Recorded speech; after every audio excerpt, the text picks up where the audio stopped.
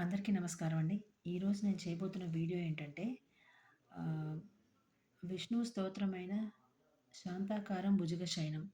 దాని గురించి నేను కొంచెం దాన్ని అంటే అందరికీ అర్థమవుతూనే ఉంటుంది. కొంచెం నేను దానిలోని స్వామివారి ఆహ్, స్వామివారు ధరించేటువంటి కొన్ని వస్తువులు ఉంటాయి కదా! వాటిని వస్తువులు అనకూడదు. పవిత్రమైన ఆహ్, విషయాలు అని చెప్పచ్చేమో. ఆహ్, వాటి గురించి నేను ఈరోజు కొంచెం పేర్లు నేను తెలుసుకొని ఉంచాను. అవి చెప్పబోతున్నాను. అదేంటంటే శాంతాకారం భుజగశయనం పద్మనాభం సురేశం విశ్వాధారం గగన సదృశ్యం మేఘవర్ణం శుభాంగం లక్ష్మీకాంతం కమలనయనం యోగి హృదయానగమ్యం వందే విష్ణుం భవభయహరం సర్వలోకైకనాథం. ఇది స్తోత్రం అండి.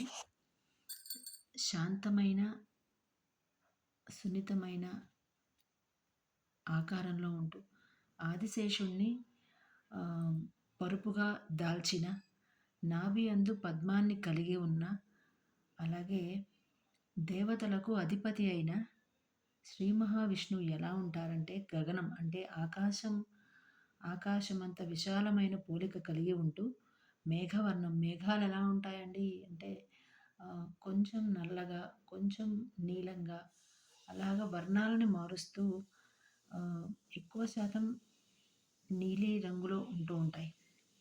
అలాగా శుభమైన అంగాలు అంటే అందమైన అవయవాలను పోలి ఉంటారు. ఎలా అంటే ఆ చేతి వేళ్ళు ఎంత పొడవుగా వాటిని వర్ణించడం కుదరదసలు. వాటిని వర్ణించాలంటే చేతులకి కొంతవరకు పారాణి అంటూ ఉంటాం కదా! అలాంటి ఆ నీలి వర్ణం మీద ఆ పారాణి రంగుతో ఉండే ఒక ఎరుపు రంగు కలిగి ఉంటారు. అలాగే లక్ష్మీకాంతం అంటే లక్ష్మీదేవిని తన తన వక్షస్థలం మీద ఎడమవైపున భూదేవిని, కుడివైపున లక్ష్మీదేవిని ధరించి శ్రీవత్సం అనే ఒక మార్క్ అంటే ఒక లక్ష్మీదేవి అది ఒక మచ్చ అని చెప్పాలో తెలీదు. అదొక ఆకారంలో ఉండే లక్ష్మీదేవికి సంబంధించిన ఒక ఆకారం అన్నమాట. దాన్ని కలిగి ఉంటారు. అలాగే కమలనయనం కళ్ళెలా ఉంటాయంటే కమలాల్లా ఉంటాయంటండి. పెద్దగా, విశాలంగా ఉంటాయట. యోగి హృదయానగమ్యం అంటే స్వామివారు ఎలా ఉంటారంటే ప్రశాంతమైన వదనంతో, అలాగే అందమైన హృదయం అంటే ఎట్లా అంటే చాలా స్వచ్ఛమైన హృదయం అని చెప్పాలి. అందమైన అని వాడకూడదు. స్వచ్ఛమైన హృదయం కలిగి ఉంటారట. వందే విష్ణు అలాంటి స్వామివారికి వందనం అని చెప్తున్నారు. భవభయహరం ఆయన మనకుండే కష్టాలని కావచ్చు, భయాలని కావచ్చు హరింపజేసే స్వామివారైన సర్వలోకైకనాథం సర్వలోకాలనికి యజమాని, సర్వలోకాలకి నాథుడు, రక్షించేవాడు అని అర్థం. అలాగే స్వామివారు ఎలాంటి వస్తువులను ధరించి ఉంటారంటే విష్ణువు యొక్క మొదట కిరీటం చూద్దామండి. కిరీటం వచ్చేసి కిరీట ముకుట అనేది కిరీటం పేరు. అలాగే విష్ణువు యొక్క నామాల పేరు ఊర్ధ్వపుండ్ర.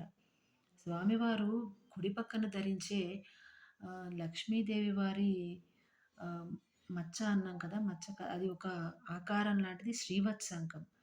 ఎడమ చేతితో శంఖం, ఆ శంఖం పేరు పాంచజన్యం. అలాగే కుడి చేతిలో ఏం పట్టుకుంటారు అంటే చక్రం. ఆ చక్రం సుదర్శన చక్రం. అనదర్ హ్యాండ్‌లో గద పేరు కౌమోదకి. ఇంకొక చేతిలో లోటస్ కమలం ఉంటుంది. ఆ కమలం కూడా దాని పేరేంటంటే ఆ కమలం దేనికి గుర్తంటే ఆధ్యాత్మిక జ్ఞానానికి, అలాగే స్వామివారి స్వేచ్ఛని, శక్తిని కాపాడే ఒక ఆయుధం లాంటిదన్నమాట. అది కూడా అది స్వచ్ఛతకి గుర్తు కమలం అంటే. ఇంతవరకు ఇంతేనండి. నమస్కారం.